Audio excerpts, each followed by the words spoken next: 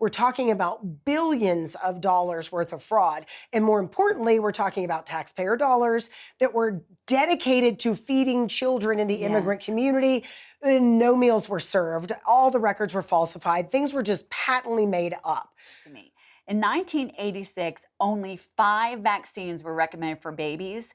In 2025, there's over 30, which means that was a 500% increase. If you hate Christmas, or you hate the holiday season, or you hate Thanksgiving, or whatever you hate that is tradition-laden, make up your new traditions. Maybe your tradition on Christmas is, I'm gonna wake up, I'm gonna have coffee, I'm gonna watch movies all day. They might even be like horror movies or whatever you wanna do. Turn the holiday into something you enjoy. The goal was $1 million, and he just did it to Americans because Ed was an American veteran. In a couple of days, it reached 1.5 million.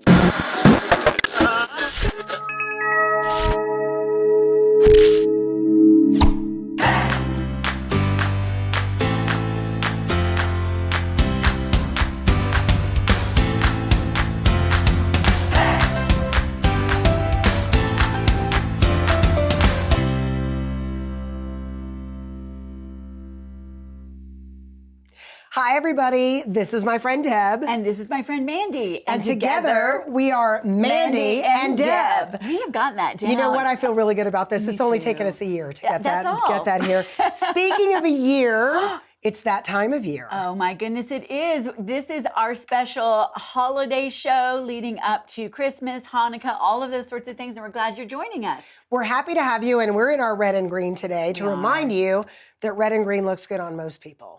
So, there you go. It has nothing to do with the season, just our color we palettes. Look good. We all had our colors done recently, and now this is where we are. So it's here we go. And by the way, thank you so much for tuning in. Be sure to subscribe at the button below and watch all the shows on IITV. There are so many good ones. We are happy to be here in the Independence Institute studio. And now I think it's time to kick it off because we've got issues. We've got issues, man. I got to tell you. So we have to start with what has turned into, honestly, the craziest story that I've heard in some time. Now, a little background on this story is necessary because the story that we're talking about is the level of fraud that has been perpetrated in Minnesota by members of the Somali community. And there's a huge backstory with the immigration of the Somalis, and it starts back in Bangor, Maine. Did you know this? I did not. Yeah. I am learning as well, right along with you. Let me tell you a little story here. So it is 2007, 2008. And one of my favorite talk show hosts is talking about how a bunch of Somalian people have moved to Bangor, Maine. Now, I don't know about you, but when I live in a hot country, I'm not exactly thinking about moving to Maine. And Maine, I love you in the summer. In the winter, no thank you. But nonetheless, huge Somali community shows up. They show up because Bangor, Maine at the time had incredibly generous welfare benefits. And they came over to take advantage of free housing and put such a strain on the system that Bangor, Maine was forced to roll everything back. So fast forward now to Minnesota. What happened in Minnesota is that as Minnesota also has a very generous welfare system, they had multiple avenues and multiple programs to help people, to feed children, to do all of these admirable things. Well, a small segment of the Somali population decided to tap into that and do so in a fraudulent fashion. We're talking about billions of dollars worth of fraud. And more importantly, we're talking about taxpayer dollars that were dedicated to feeding children in the immigrant community. No meals were served. All the records were falsified. Things were just patently made up. This is insane for so many reasons. Guys, I recently helped a friend sponsor someone to come to the United States of America. It is her husband. They've been married for 20 years. He has lived here before, but just to get him back in the country, I had to sponsor him. And as part of that, he has to swear and affirm as a legal immigrant to the United States of America that he will not become a public charge. He will not tap into welfare benefits. I had to attest that if he needed money, I would give it to him. Now, truth be told, I would love for that to happen because I would totally make him wash my car over and over again. But then it wouldn't be a free benefit. Yeah, he'd be working for it. Yeah, so. But this has created a massive scandal. It has. I mean, a massive scandal. And here's the thing. It's just one episode of Medicaid fraud at a massive scale. Yes. But I can assure you, similar Medicaid frauds are being perpetrated all over the country every day by people who are not Somalian. Yeah, and one of the things I want to add to that, because the Somali community is an interesting story as far as when we look at how people come here under what status. Obviously, your friend had to go through a very, very extensive process. But the Somali community 24 years ago came here under what's called a temporary protected status. One of the things I wonder about is it says temporary. But that was 24 years ago. And the reason why they were allowed to come here and do that is because it was in a terrible situation. But it's not the case anymore, by the way. People go back and forth between Somalia and the United States freely without fear. And one of the things I think we need to look at is people who come here in a refugee status or temporary protected status. We need to review that, because a bigger picture, by the way, of people moving, and then I want to get to the welfare fraud, is, crazy things happened in the last, several decades across the world impacting here. It used to be if somebody was a refugee, they would go to the nearest country where they were no longer in danger until their country calmed down and they could go back. It has changed now, where entire communities of people, like in Europe now, they're dealing with the entire Syrian community that's come in, where they're not going back, even though now their situation has changed. So that's where it starts. We need to look at that, because they came here, they didn't have to go through the same situation because of that. And then when you get to the fraud portion of it, the other kicker to the story is Minnesota taxpayers who've been giving billions of dollars to a program where they thought they were feeding children in need. A huge portion of that, over at least $1 billion, 1.7 over from another viewpoint, another report, went actually to a terrorist organization in Somalia. So it's time, I think, we really review things. I mean, I think there should be a review every 5 years on some of these communities. I understand when people say things like, well, people are fleeing a war-torn country, and where are they supposed to go? But the reality is this: if we decide that we're going to let every person from a war-torn country come to the United States of America without any of the responsibilities that we put on legal citizens or the legally immigrant community that I mentioned before, then we've just created a layer of dependence.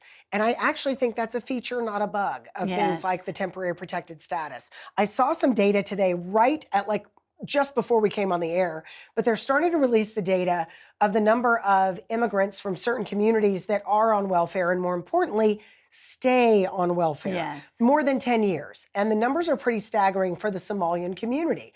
Now, I love immigration. I love multi-ethnic situations. I love everything that immigrants bring to our country, as long as they want to assimilate and be a part of the American dream. And contribute. I mean, part of the American dream is the dignity of work, not coming here to be reliant on American people, because at the end of the day, that's hard-earned tax dollars for, American citizens who are dealing with all kinds of financial and economic struggles and strains right now. And if you come here, it should be because you want to be an American. You want to take advantage of the freedom here to earn your own way. And I do agree. And it was interesting because when you think about that part also of integrating into this country when you come here, when we were shooting our documentary, Whose Children Are They?, we shot part of it right outside of little Mogadishu in Minnesota. And what was interesting was we were warned, don't go in there. It's a completely separate community of Somalians, and there may be great people there, but it was not really allowed for anyone else to go in. And it was somewhat, people were saying, ruled by Sharia law, which is really contrary to our laws of the United States. And so if somebody's going to come here, the other thing is, yes, keep your ethnicity, keep your heritage, keep your traditions. But you've got to want to come here because you want to be a part of the larger American melting pot experiment. And I want to be clear about something that I think is a really easy thing to hurl at someone who talks about immigration or specific immigrant communities.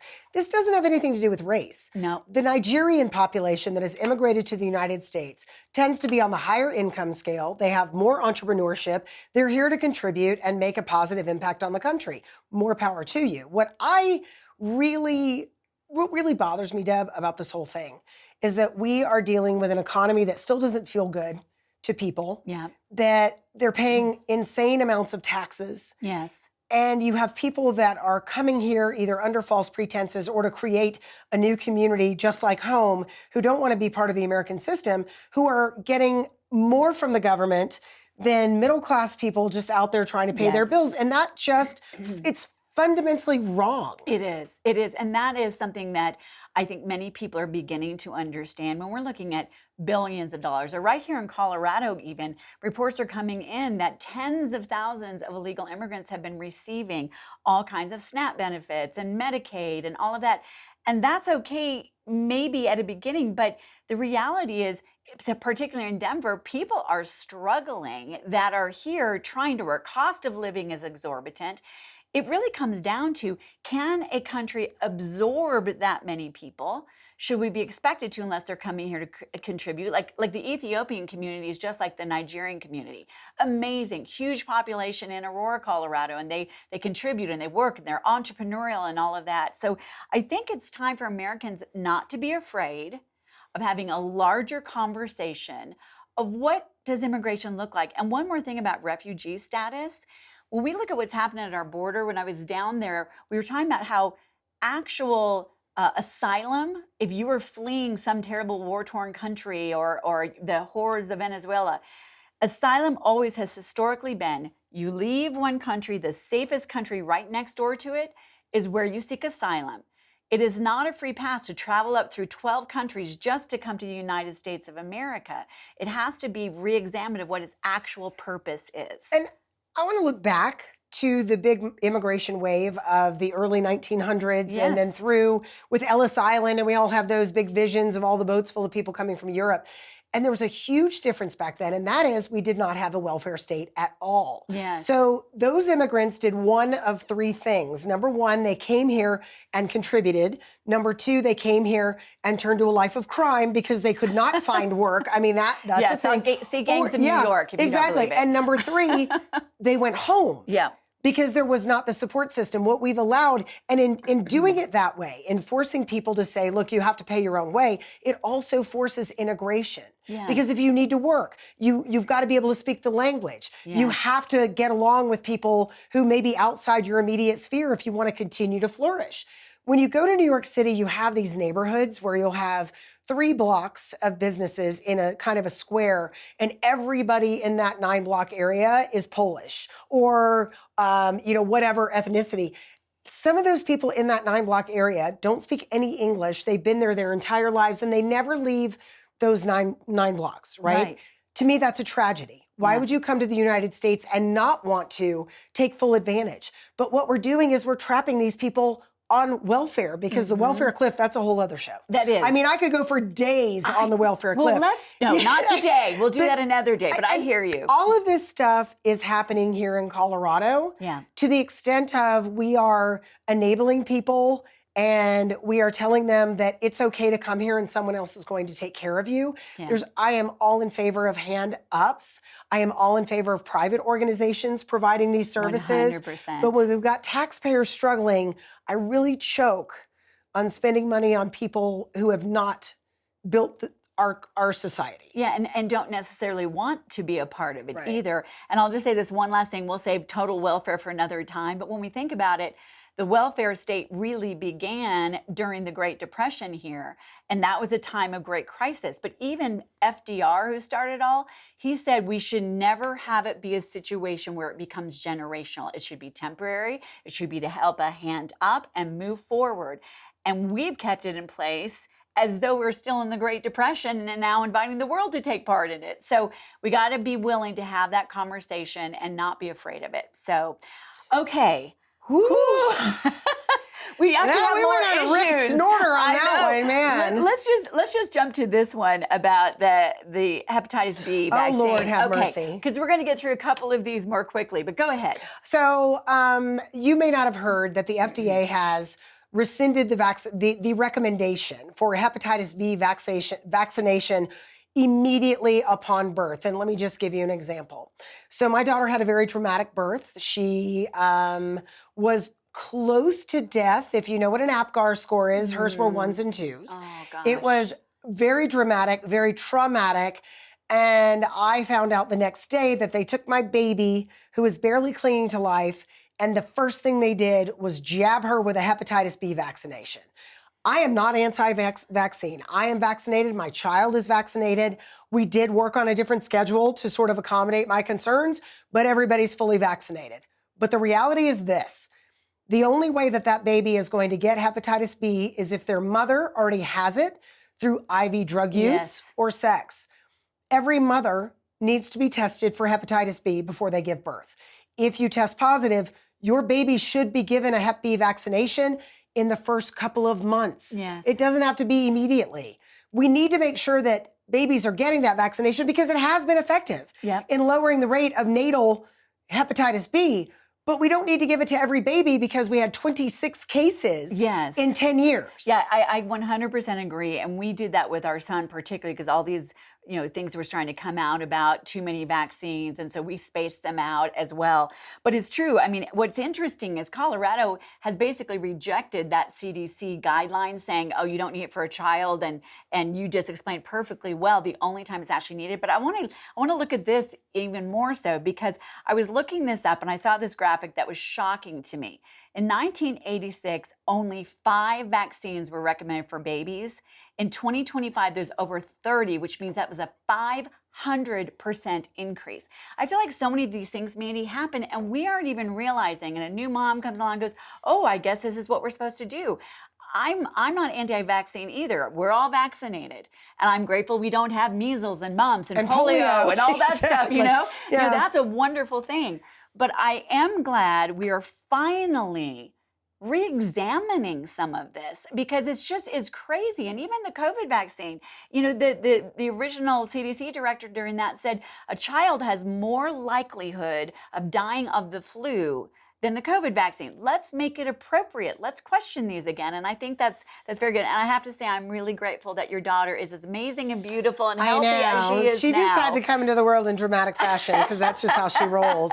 No, this thing is, for me, I didn't know she was going to get a Hep B vaccine. No one told me that. And then the drama surrounding the birth was another thing. And it just felt like a profound violation of my rights as a parent. Yes. And that's the thing. I was always going to vaccinate my kids.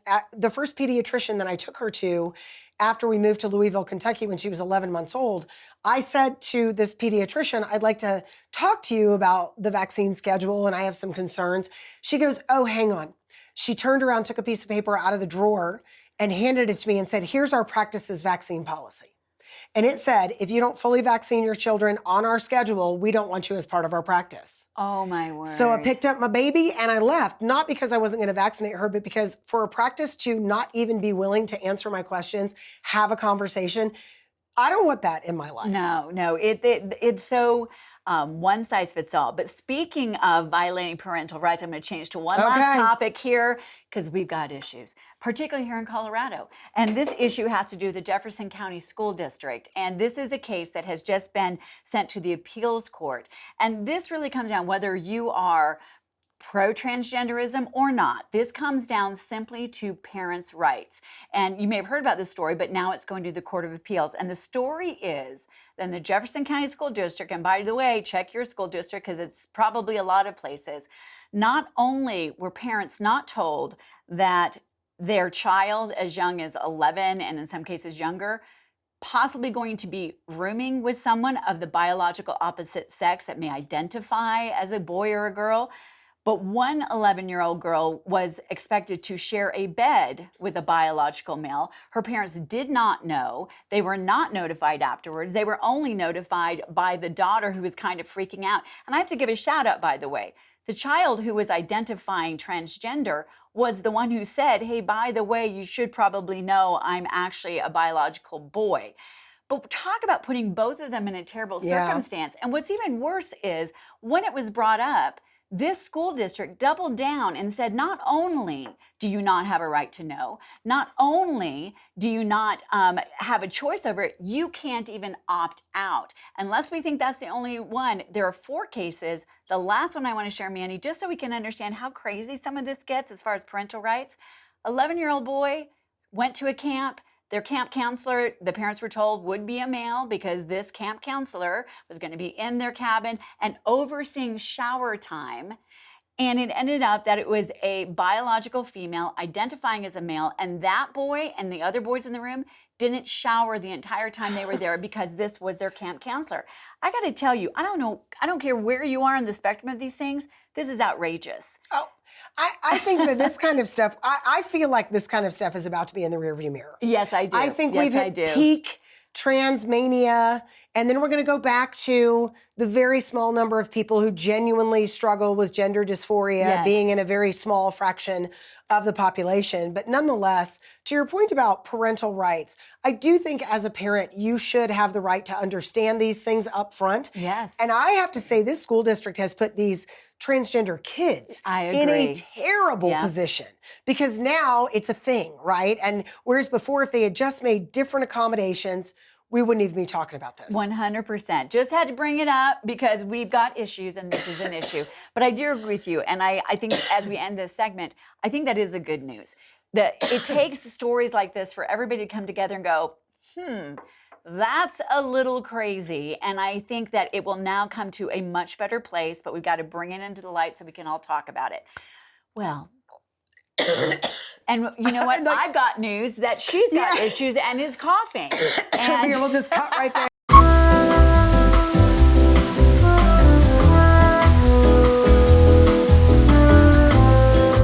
And we are back now to our regularly scheduled program. How do you feel? I feel much better after coughing along up on the floor over here. Don't look, there's my lung. Oh, it's fine. Gross. Because guess what? Now we have stuff. Yes, we do. Would you like to You did not use the contraction. You made that much longer than it.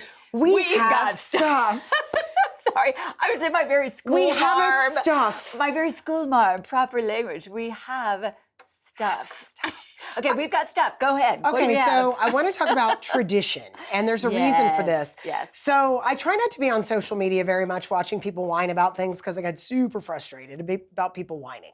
Change it or shut up. Okay, I mean, that's how I feel. It's like the moonstruck. Snap out of it. Exactly.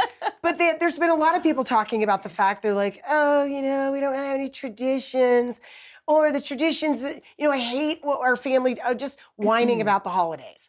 I am not a person who has a lot of family traditions. For a wide variety of reasons, I love change. I love trying new things. And of course, I married a man for whom tradition is sacrosanct. So now we are constantly betting heads. It is in concrete. But we've worked it out in the sense that we do things as a family that he never did as a family. We celebrate the Feast of Seven Fishes on Christmas Eve. So we either have like seafood chowder or a seafood pot pie.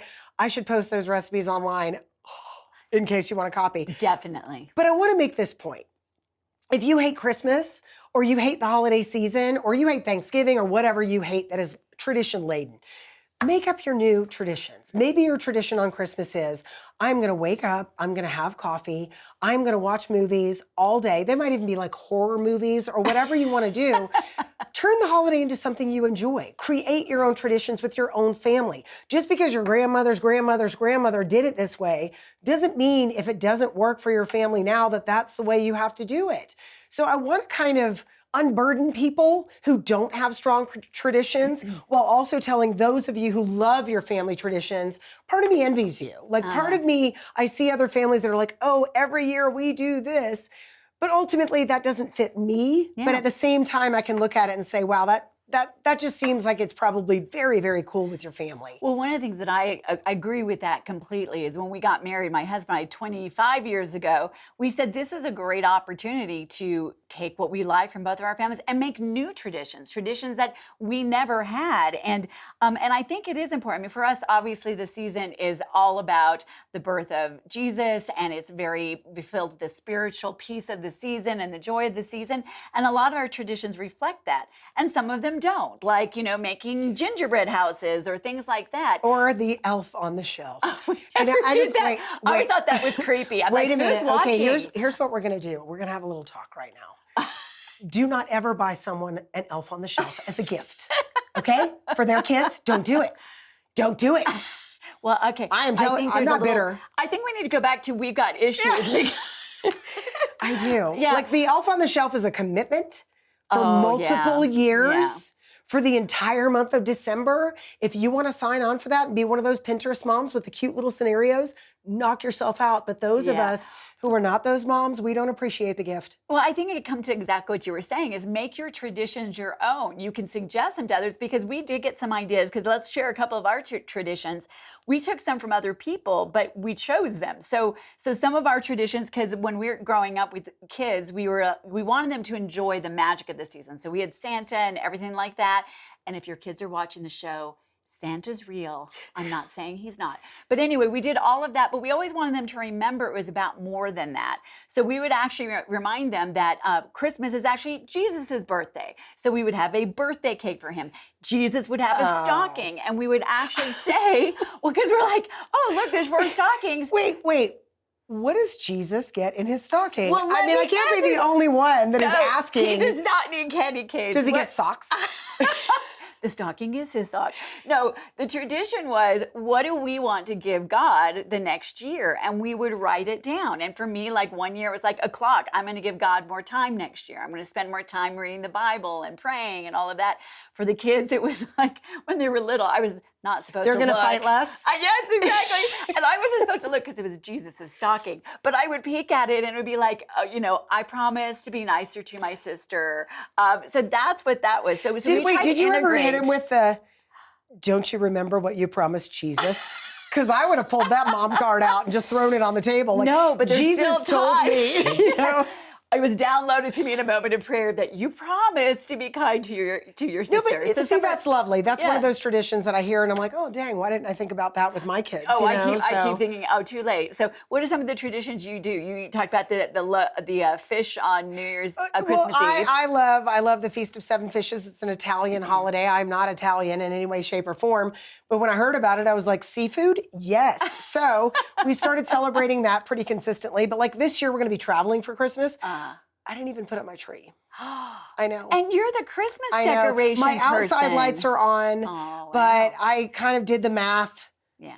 And it's a lot. It's a lot. So we're going to be with our kids, though, and we always get together on Christmas Eve, and we do stockings and stuff like that. So, but other than that, like our hardcore traditions, like I said, my husband is the one who had a really strong set of traditions growing up. So whenever I try to throw a monkey wrench into Christmas dinner, he's always like, but he's been adaptable enough. He's been very adaptable. So I don't know. I just like every year. So one year we went on a cruise. Wow. That was crazy. Yeah. That was like we came back and we're like, okay.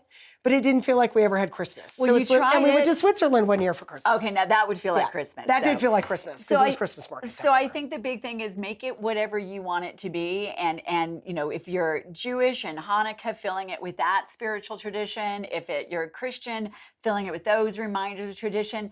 But what it is that works for you and your family. And I think that's always a good thing to have permission to make it that. Just stop complaining about it. Yes. If you don't like what you're doing, rip it to shreds and make a whole new tradition for you and your family. Yeah, I agree completely. Yep. Okay, and then one other thing, we're going to mix it up here, how to stay healthy during the holidays. Let's just I'm say, not tucked in my shirt right now. Thank you. I'm wearing kind of a squarish sweater today on purpose. Yes. Well, let me just tell you what happens in our household. It is downhill from Thanksgiving because we have Thanksgiving, then we have our daughter's birthday. And Thanksgiving is a hill of mashed potatoes. It is. So, and it's just down. It's just downhill from there. Because then we have our daughter's birthday in December, my husband's birthday in December, Jesus' birthday in December. And we just are like, well, we'll just eat our way through to the new year. But I try not to do that anymore. I mean, how is it for you? And then we'll get into some tips. One of the things I finally learned is that if you're going to make cookies, just immediately get them out of your house, right? Like you make cookies, everybody makes Christmas cookies, but then if they sit around your house a little too long, you're like, oh, I'll deliver those tomorrow. No, deliver them today. Yes. Get them out of the house. I do love all the Christmas baking. Yes. I'm not so much the eating. I'm not a cookie person. Yeah, no, I'm not my favorite. Either. Yeah. But for me, it's just about trying to make sure it's about prioritizing what I need to be eating, what I know is the right thing to eat. Yes. Eating more greens, eating, protein first. Yeah. And then not beating myself up too much, even though I know I'm going to be puffy going into January. It's okay. You'll look great. And then there's always the New Year's. And we will be talking about New Year's resolutions in the next show. For me, one of the things I always remember is I used to have a woman on the show all the time, right, about this time of year, who would be talking about some tips of what she would do to get through it. And I think some great things is if you're going to a lot of holiday parties, here's a few tips. Eat ahead of time, by the way. Eat a healthy meal ahead of time so you're not thinking like I tend to do, oh, I'm going to go to this big party. I'm not going to eat anything all day because I'll just balance it out. No, eat ahead of time. When you go to that lovely buffet table, get the small dessert plate, not the big one because I eat it anyway. Some other things are, I usually am just a straight black coffee person with a little sweetener. But the holidays roll around and it's just that triple grande caramel macchiato with extra peppermint and whatever ever. That really adds up. Thinking about get the sugar-free syrup and whatever it is. A lot of times people drink more calories than they realize Amen during to the that. holidays. And going along with that, just be mindful of what you're eating. And being in an office environment, if you're back in the office, and we have a table at the radio station that I literally call the diabetes sharing table. You know this in the newsroom, right? Yes, so you'll just walk through one day and there'll be like a cake, or there'll be a thing of cookies, or there'll be cake and cookies. You don't have to have one. I know that sometimes it's hard, but take yourself out of that space. I now walk the other way if I know there's something on that table that I'm going to be tempted by.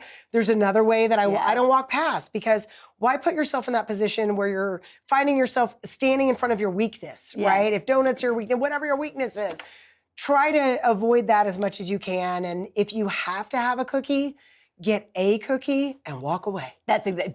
Don't sit there next to the table. That's like one of the worst things. And do treat yourself. Everything I've been reading about is, don't tell yourself you can't have anything, because then it's going to be something like if the dam's going to burst, you're going to eat everything in front of you. So that's a good thing. And then if you're hosting, because we always host a big thing the day after Christmas, and then we hosted a family birthday party, at the end of it, give all the food away. Anything left over, give it to your single, relative or whomever. Give it all away so it's not just sitting there to munch on and the next day get back to eating normal. So those are some healthy tips. Good luck to you people, because I don't know. I'm just going to say I don't know. I don't know how I'm going to make it through. We'll find out in January how this goes. And then we'll have our New Year's resolutions. Finally, we're going to end with we have good news. We've got good news. So, do you want to start with your good news? I would. Now, I know my good news may not sound like good news to all of you people, but there's a very interesting thing happening with women's health care.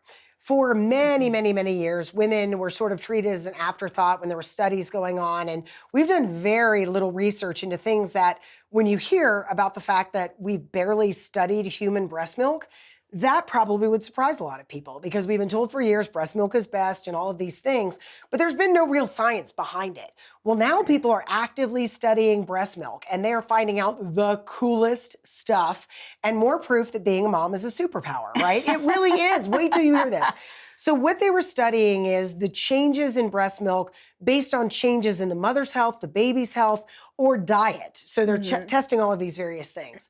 What they found out that was when the mother was sick, she passed the antibodies down to the baby and not necessarily the germs. So if you're worried about getting your baby sick while you're breastfeeding, chances are if your baby gets sick while you're breastfeeding, it's something that came out of your mouth or nose, and you spread it that way. So if you got a drape or something over the baby, that might be a good idea if you're sick. But the coolest thing that they found out was when the baby was sick, it sent signals, and they think maybe through the saliva of the baby, but it sent signals to the mother, and the mother began producing antibodies for whatever the baby had. Wow. It's a two-way conversation. So now they're beginning to understand that, and this honestly breaks my heart. I had a terrible time breastfeeding. TMI, but I got shingles on my breasts. Oh my goodness. Yeah. It was horrible. It was as horrible as you can imagine. So I stopped breastfeeding probably sooner than I would have liked to. And I read this study and I was like, oh my God, I'm the worst mother ever. Look, we did the best we could. We did the best we could. That is a whole lot of grace. Yeah. But I do think that's interesting, because I do think when you look at the human body, I think it is amazing, actually. There's a bunch of stuff that obviously happens, but I think God created our bodies amazing. And that's why Freud always had this thing that women should envy men. And I'm like, are you kidding me? I made a human. I know, right? I was like, We get to give birth, we get to nurture and care. What? Can I say something really inappropriate? I don't know. Let's ask. I don't know if you just made me think about it, because men's egos can be a little fragile. Have you noticed all of these videos of politicians doing pull-ups? Have you guys seen this? Oh. All of these male politicians are now out there showing how they can do a pull-up on the pull-up bar. And I have named the pull-up the equivalent to whip it out. And if you don't know what See, it is. I'd rather be a mean, woman. I've got to just why? say. Why are we doing pull-ups? Why? Why do I need to see a congressman do a pull-up? The answer is I don't. That's trying too Like hard. pull up the budget. Yeah, See what I did? Pull up. Yeah, pull the up budget. the budget. Yeah, there you Actually go. push down Yeah, the budget. Do a please. push down. So yeah, indeed. Well, there you go. That is amazing. The studies. And inappropriate. Yeah, there you go. But I like that study too because I'd rather have them be studying things like that than millions of dollars that were spent by our government in the last couple of years to find out how fish feel about climate change. Wasn't there a shrimp cocaine study at some point as well? Yeah, and I you think also so, said yeah. they were on a wheel. I don't know. Anyway, here's my good news. Completely different, Mike. I bet. And has nothing to do with pull-ups. Okay, this to me was just a great, a great story about if you notice somebody, the good that you can do and how generous Americans actually are. So this story is about a TikToker influencer. He's actually from Australia, but he was visiting the United States. And he went into a grocery store and he realized that one of the people working there was an older gentleman. He talked to him for a little bit, found out that he's an 88-year-old Army veteran. And this Army veteran, Ed Bombas, his wife had passed away a few years ago. He was not able to retire. He was still working 40 hours a week in a grocery store. If you've ever done that, that's tough work. Our daughter did that when she was 17. It was like, man, it was exhausting. But he put out there and he basically said, he put out a GoFundMe account. He said this, Ed fought for his country. He worked his whole life, and now it's our turn to fight for him. If you've ever been moved by someone's courage, if you believe our elder and our veterans deserve dignity, please consider contributing. Even sharing this story can help us reach more people. The goal was $1 million, and he just did it to Americans because Ed was an American veteran. In a couple of days, it reached 1.5 million. People responded. Now, the thing is, Ed, I hope you're not watching because they are planning a surprise to let him know. They're going to give him a heart attack. He's going to die. He's 88 years old. You can't shock someone like that. My good news just went like that. No. Oh, I love stories like that, though. I love that story. Okay. They're going to probably, I would hope. Like get him a chair just to make sure. Okay, we're going to just give you a letter and you can read it slowly. But they're going to help him retire. And I just love the fact, and I want to share this as we are looking at the holiday season when people give. Studies can repeatedly show over and over and over again that Americans are the most generous people on the planet as individuals. I'm not talking about welfare. That is government taking your money and spending it and giving it where they want to. This is individuals giving to individuals and to great causes. So that's my good news. And how about your random act of kindness? You know what? My random act of kindness, I completely forgot about until right now, but don't worry about that. I've got a random act of kindness. I want you to, everybody has something that they feel passionate about. Maybe you don't work with an organization or there's something you'd like to know about. One of the best ways to help people know about something is to invite them. Whether it's the Douglas County Citizenry Group that Deborah and her husband and so many great people do in Douglas County, or it's your church. I know it can feel a little weird, but I've been approached by people to visit their churches, and the best pitch is this. Hey, if you've ever wanted to visit a church, we'd love to have you at ours. There you go. Yeah, no pressure. But if you're passionate about a cause or you're passionate about something and you're donating money, to Deborah's point, share it with someone. Share it with someone else and say, hey, do you have any interest in learning about my work with the Juvenile Diabetes Foundation or my work with the Special Olympics or Big Brothers Big Sisters? Spreading the word sometimes is really all it takes to help spread the word about needing money, needing volunteers. And you can really help the organizations that you love just by sharing their word. Yeah, I think that's great. And a lot of people give towards the end of the year because this is, before the tax season's over and you want to give donations. So I think that's great. And I love it because we usually invite people to our Christmas Eve service. You're going to be out of town. Yes. Otherwise, I would have given you that exact pitch. I know. Well, that's You've good. ever thought...